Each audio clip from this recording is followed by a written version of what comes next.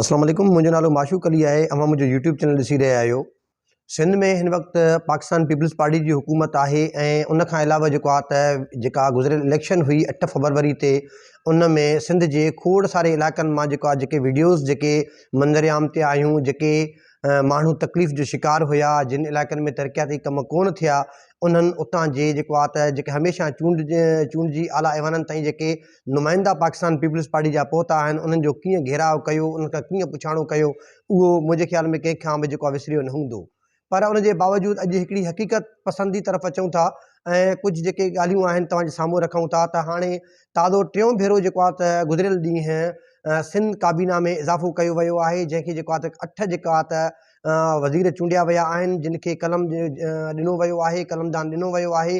पर उन्हनि में जे कुझु माण्हुनि खे नज़रअंदाज़ कयो वियो, जिन इलाइक़नि में ख़ासि तौर ते कमु करण जी ज़रूरत आहे, जिन इलाइक़नि में ख़ासि तौर ते जेके उतां जा हिन वक़्तु चूंडियल नुमाइंदा आहिनि, उन्हनि खे जेको आहे रिलीफ ॾियण जी ज़रूरत आहे, ताकी उहे पंहिंजे तक जे अवाम खे जेको आहे त को फ़ाइदो ॾेई सघनि, तक में जेको आहे को तरक़ियाती कमु कराए सघनि।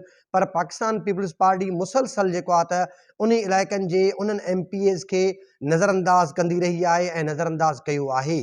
ऐं हाणे थोरो मुख़्तसिरनि जेको खाको आहे जेको हिन वक़्तु ताईं पाकिस्तान पीपल्स पार्टी पारां जोड़ियो वियो आहे सिंध काबीना में, जिन जिन माण्हुनि खे जेको रखियो वियो आहे, उन्हनि जी जेका हिकिड़ी मुख़्तसिरनि लिस्ट आहे, उहा तव्हांजे साम्हूं पेश कयूं ऐं जिन माण्हुनि खे नज़रअंदाज़ कयो वियो आहे ऐं उहा बि तव्हांजे साम्हूं रखूं था त पाकिस्तान पीपल्स पार्टी वटि मेरिट ऐं डिसमेरिट कीअं थींदी आहे।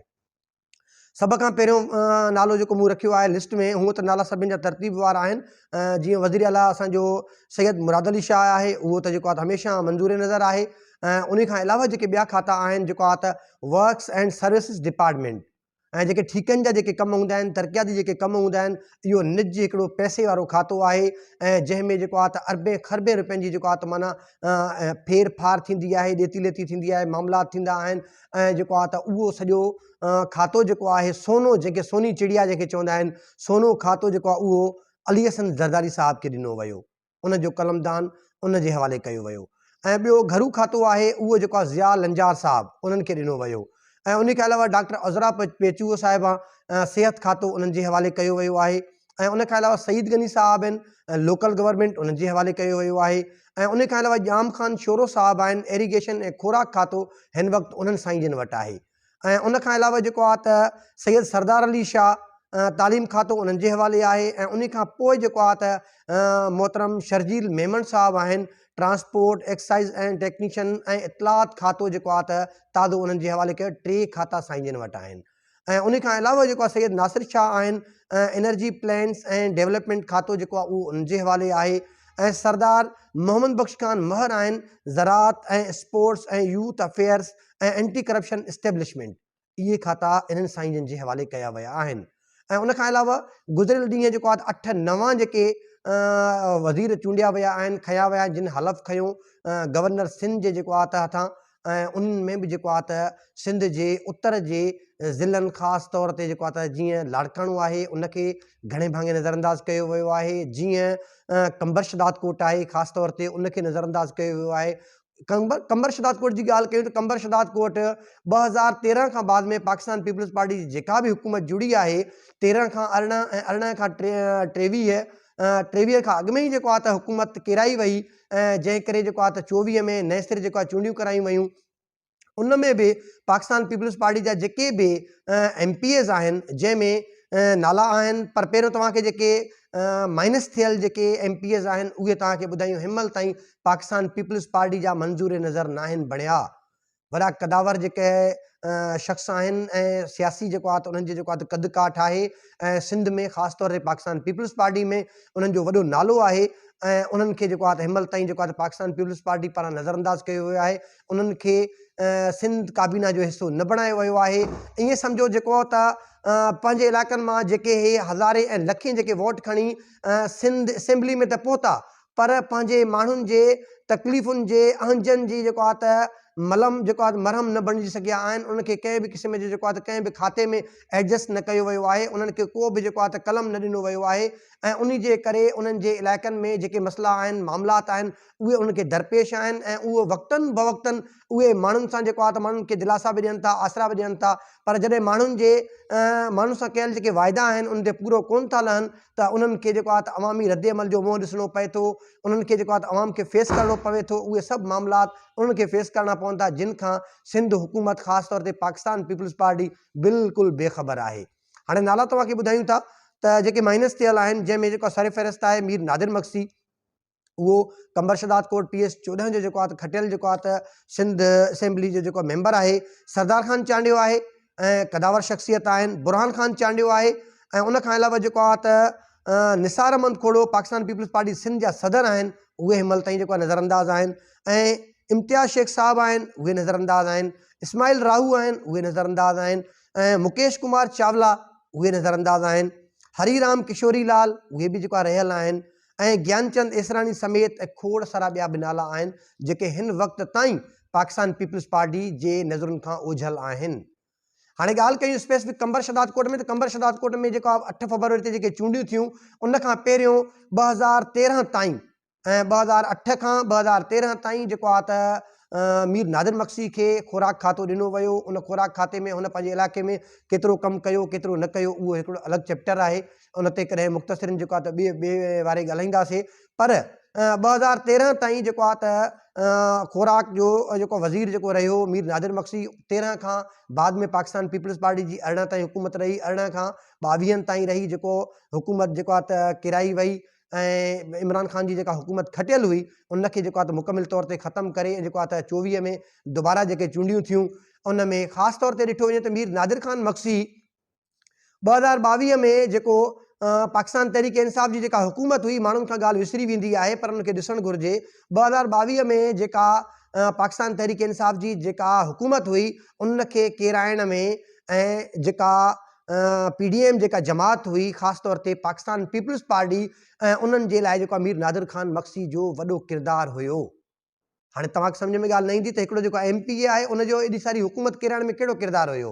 त उनजो जेको आहे किरदारु इन नमूने सां रहियो त बलोचिस्तान में जेका बाप पार्टी आहे, बलूचिस्तान अवामी पार्टी जेका हुई, बाप जंहिंखे चवनि पिया, त उहा बाप पार्टी में जेको सरबराह आहे मीर ख़ालिद ख़ान, नवाबज़ादा ख़ालिद ख़ान मक्सी, उहो मीर नादिर ख़ान मक्सी जो भाउ आहे। ऐं जेको आहे त मीर नादिर ख़ान मक्सी खे ई पाकिस्तान पीपल्स पार्टी ख़ासि तौर ते आसिफ अली ज़रदारी साहब कन्विंस कयो त तव्हां पंहिंजे बिरादरान खे जेको आहे त कन्विंस कयो, उनखे जेको आहे त राज़ी कयो त जेके हिननि जूं जेके सीटूं आहिनि 2 खां 3 जेको आहे त ही पाकिस्तान तहरीक इंसाफ़ जेका हिननि जी बैसाखी ते बीठल हुई, ही पंहिंजी बैसाखी कढनि त जीअं त तहरीक इंसाफ़ जी हुकूमत किरी पए। ऐं उहो ईअं ई थियो। जॾहिं बाप पार्टी पंहिंजा जेका नो कॉन्फिडेंस जेको वोट थिए पियो उन में जेको आहे हिन वोट उनजे मुखालिफ़ ॾिनो, वोट न ॾिनो पाकिस्तान तहरीक इंसाफ़ खे, त उनजी हुकूमत किरी हुई। उन खां बाद में ही सॼो सिनेरियो जुड़ियो हुयो। उन खां पोइ 2024 जी चूंडियूं थियूं ऐं उन खां पोइ सिर्फ़ु इहो न, इन खां अलावा जेको हमेशह बलोचिस्तान में जेके मामला थींदा आहिनि, ॿिया मसला मसाइल जेके आहिनि उन्हनि में इस्टेब्लिशमेंट समेत ख़ासि तौर ते सभ खां वधीक जेको फ़ाइदो पाकिस्तान पीपल्स पार्टी जेको आहे बलूचिस्तान जे जेके मेंबरान खां वरितो आहे, क़ौमी जा हुजनि सूबाई जा हुजनि, उन सभिनी में मीर नादिर ख़ान मक्सी हमेशह जेको आसिफ अली ज़रदारी जो बांह ॿेली रहियो आहे। पर बावजूदि उनजे अॼोके ॾींहं ताईं मीर नादिर ख़ान मक्सी जेको आहे त कंहिं बि खाते में एडजस्ट न थी सघियो आहे, उनखे को बि खातो न ॾिनो वियो आहे। 2024 जेके चूंडियूं हलनि पियूं त उन में मीर नादिर ख़ान मक्सी खां लातादाद मरतबा पुछाणो कयो वियो उनजे तक जे अवाम पारां त तव्हां 2013 खां वठी हिन महिल ताईं जेको आहे तव्हां पाकिस्तान पीपल्स पार्टी जे प्लेटफॉर्म तां खटींदा ईंदा आहियो, तव्हां हिन महिल ताईं पंहिंजे तक में को तरक़ियाती कमु न करायो आहे, तव्हां हितां जा मसला हल न कराया आहिनि। जंहिं ते जॾहिं बिलावल भुट्टो ज़रदारी हितां जेको फॉर्म जॾहिं वसूल कयो हुयो, इलेक्शन में बीहण जो इरादो ॾेखारियो हुयो, त मीर नादिर ख़ान मक्सी पंहिंजे तक जे माण्हुनि खे जेको आहे त इहो चई मुतमिन कयो हुयो त गुज़िरियल जेके मामलात हुया उन्हनि में कीअं बि रहियो हुजे, जंहिंमें जेको आहे त 2018 जी चूंडुनि में जेको आफ्ताब शहबान मीरानी शिकारपुर सां जंहिंजो तालुक़ु आहे उनखे बि जेको आहे त हिते एडजस्ट कयो वियो, जंहिंखे मीर नादिर ख़ान मक्सी पंहिंजे ज़िम्मे ठीके सां जेको आहे त खटायो हुयो, पंहिंजी कोशिशि महिनत करे जेको आहे उनखे कामयाबु कराए जेको आहे त सिंध क़ौमी असेंबली में जेको आहे पाकिस्तान पीपल्स पार्टी जो हिकिड़ो उम्मीद जेको माण्हू हुयो, वोट हुयो, उहो वधायो हुयो। ऐं उन खां पोइ जेको आहे चयो त जेके मामलात हुया उहे सभु रहिजी विया। मूं हाणे क़यादत सां ॻाल्हि ॿोल कई आहे ऐं क़यादत तरफ़ां जेको आहे चेयरमैन साहब ख़ुदि शदाद कोट मां हितां इलेक्शन, कंबर शदाद कोट मां ख़ासि तौर ते हितां इलेक्शन जेको आहे कॉन्टेस्ट कनि पिया, जीअं हिते पाण हितां हूंदा त इहे मसला मामलात जेके असां प्रायोरिटी बेस ते हल कराईंदासीं। पोइ छा थियो त माण्हुनि जेको आहे त वॾे तइदाद में जेको आहे मीर नादिर ख़ान मक्सी खे वोट कयो, सपोर्ट कयो ऐं जेको आहे उहे कामयाबु थिया। बिलावल भुट्टो ज़रदारी हितां कामयाबु बि थियो। कामयाबु थियण खां बाद में उन्हनि जेको आहे त हिन सीट खां विड्रॉ कयो। विड्रॉ करण खां बाद में हाणे 21 जेको आहे त अप्रैल ते ज़िमनी चूंडूं आहिनि, नंढी चूंड जंहिंखे चवंदा आहियूं, जंहिंमें ख़ुर्शीद जुणेजो साहब जेको आहे त पाकिस्तान पीपल्स पार्टी जा उमेदवार आहिनि, उहे जेको आहे हिते कॉन्टेस्ट कनि था ऐं उन जी जेको आहे त वर्क आहे, उन जे लाइ बि जेको ॾींहुं राति जेका महिनत आहे, कोशिशि आहे, मीर नादिर ख़ान मक्सी करे रहियो आहे। पर आम माण्हू वटि हिकिड़ो सुवालु आहे, आफ्ताब शहबान मीरानी खे बि मीर नादिर ख़ान मक्सी खटराए, उनजो ज़िम्मो ठीको खणे, बिलावल भुट्टो ज़रदारी जे लाइ बि जेको आहे ॾींहुं राति महिनत उहो करे ऐं ख़ुर्शीद अहमद जुणी जो उनखे बि जेको आहे त मीर नादिर ख़ान मक्सी ऐं जेको आहे त ॿिया जेको तक जा जेको असांजा कंबर शदादकोट ज़िले जा जेको आहे जीअं नवाब चांडिया सरदार ख़ान चांडियो साहब आहिनि या ॿिया जेके हितां जा माण्हू आहिनि, उन्हनि खे जेको आहे हीउ खटराइनि। पर बावजूद उन जे कंबर शदादकोट जा जेके हितां जा चूंडियल MPs आहिनि, उहे पाकिस्तान पीपल्स पार्टी वटि नज़रअंदाज छो आहिनि? कंबर शदादकोट में हिते हमेशह इलेक्शन जे वक़्त में अरबे रुपयनि जे प्रोजेक्ट जेको आहे त हिते आणण जो लॉलीपॉप ॾेई करे इलेक्शन खां बाद में हिते जेको आहे त हीउ तक ईअं सम्झो सिंध जे नक्शे ते बि न हूंदो आहे। उहो छो हूंदो आहे? माण्हुनि वटि सुवालु आहे, माण्हू पुछनि था पाकिस्तान पीपल्स पार्टी आख़िर कहिड़ो कारण आहे जेको मीर नादिर ख़ान मक्सी, सरदार ख़ान चांडियो ऐं उन सां गॾोगॾु जेको आहे हितां जा जेका ॿिया चूंडियल नुमाइंदा आहिनि, उनखे नज़रअंदाज कयूं वेठा आहिनि? छा मामिलो आहे? अगर तव्हांजी नज़र में इहे माण्हू काबीना जो हिस्सो बणजण जे अहल न आहिनि या तव्हांजा मंज़ूर नज़र न आहिनि, त पोइ तव्हां पंहिंजे पार्टी प्लेटफॉर्म तां छो हर भेरे इलेक्शन में जेको आहे त हिननि खे पंहिंजे उमेदवार तौरु अॻिते आणे करे माण्हुनि खे जेको आहे त वोट जेको आहे त माण्हुनि खां वोट वठी जेको आहे त पंहिंजो वोट खे जेको आहे इंगेज करे तव्हां हुनखे साॻियो जेके मामलात आहिनि, मसला आहिनि, उन जेको आहे त धुमण में उछलाए छॾींदा आहियो? छो नथा तव्हां जेको आहे त इहो वाज़े कयो? जे अगरि तव्हांखे तव्हांजे विच में को मामिलो आहे, मसइलो आहे, तव्हांखे पसंदि न आहिनि, त पोइ तव्हां उहे माण्हू आणियो जेके हितां जा माण्हुनि जा मसइला हल कनि। जे अगरि ईअं न आहे, मीर नादिर ख़ान मक्सी सीनियर सियासतदान आहिनि, 88 खां वठी पाकिस्तान पीपल्स पार्टी सां मुंसलिक आहिनि ऐं उन खां अलावा जेको आहे त सरदार ख़ान चांडियो, उन्हनि जो जेको आहे तमामु जेको आहे त पाकिस्तान पीपल्स पार्टी सां पुराणो तालुक़ु रहियो आहे ऐं आसिफ अली ज़रदारी जा जेको वेझा साथी सम्झिया वेंदा आहिनि। पोइ छा कारण आहिनि जंहिंजे करे हितां जी अवाम खे जेको आहे त मसइलनि जो शिकार कयो वियो आहे, धुमण में जेको आहे त विधो वियो आहे? सो हितां जी अवाम बार बार हाणे सवाल पुछे थी ऐं पाकिस्तान पीपल्स पार्टी क़यादत खे बि इहो सोचणु घुरिजे, तव्हां पंहिंजे चूंडियल जेके नुमाइंदा आहिनि, तव्हांजा जेके कैंडिडेट्स आहिनि, तव्हां उन्हनि जे लाइ मसइला क्रिएट कयो था। तव्हां उन्हनि खे जेसि ताईं जेके मसइलनि जे हल जे दरवाज़नि जी चाबी न ॾींदव, यानी तव्हां उन्हनि खे का बि वज़ारत न ॾींदव, पंहिंजे तक जे माण्हुनि जा मसइला कीअं हल कंदा? ऐं हर भेरे हू माण्हुनि खे कीअं मुतमिन कंदा? केतिरा माण्हुनि खे ॾटा ॾींदा, केतिरा माण्हुनि खे आसरा ॾींदा? आख़िर ॾटनि जो बि हिकिड़ी महदूद मुदत थींदी आहे, टाइम थींदो आहे, उहो पूरो थींदो।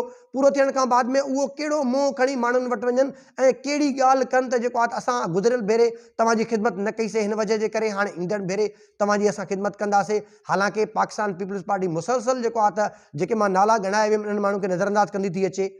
सो पाकिस्तान पीपल्स पार्टी के आला क़यादत खे जेको आहे त फौरी तौर ते जेको इन मामले जो नोटिस वठणु घुरिजे ऐं ख़ासि तौर ते कंबर शदादकोट जेको हमेशह हितां क्लीन स्वीप कंदो आहे, जेको पाकिस्तान पीपल्स पार्टी जो गढ़ आहे ऐं हितां खां जेको बिलावल भुट्टो ज़रदारी ताज़ो ई जेको आहे त हाणे चूंड खटण खां बाद में दस्तबरदार थिया आहिनि ऐं उन्हनि खे सोचणु घुरिजे जेको कंबर शदादकोट जेको हिनमहिल खंडर जो जेको आहे त मंज़र जेको आहे त पेश करे रहियो आहे, हिन जी डेवलपमेंट जे लाइ, हिन जी बहितरी जे लाइ हितां जा जेके मक्सी ऐं चांडिया बिरादरान आहिनि, जेको उन्हनि मां ॿिन्ही खे जेको आहे त कंबर मां जेको आहे सरदार ख़ान चांडियो या बुरहान ख़ान चांडियो ऐं शदादकोट मां जेको मीर नादिर ख़ान मक्सी ऐं निसार अहमद कोड़ो साहब जेको आहे इन्हनि खे फौरी तौर ते प्रायोरिटी बेस ते जेको आहे त इन्हनि खे जेको आहे त काबीना जो हिसो बणायो वञे, त जीअं ही पंहिंजे इलाइक़े जा जेके माण्हू आहिनि, जिन जा मसइला आहिनि, उन्हनि खे हल कनि। न त जेको आहे त हीउ वक़्तु ईअं न आहे त जेको हीउ इलेक्शन थी ख़तमु थी वई आहे। ईंदड़ जेका इलेक्शन आहे, ईंदड़ जेके चूंडूं आहिनि, उन्हनि में ज़रूरु तव्हांजे लाइ मसइला अञा वधीक पैदा थींदा।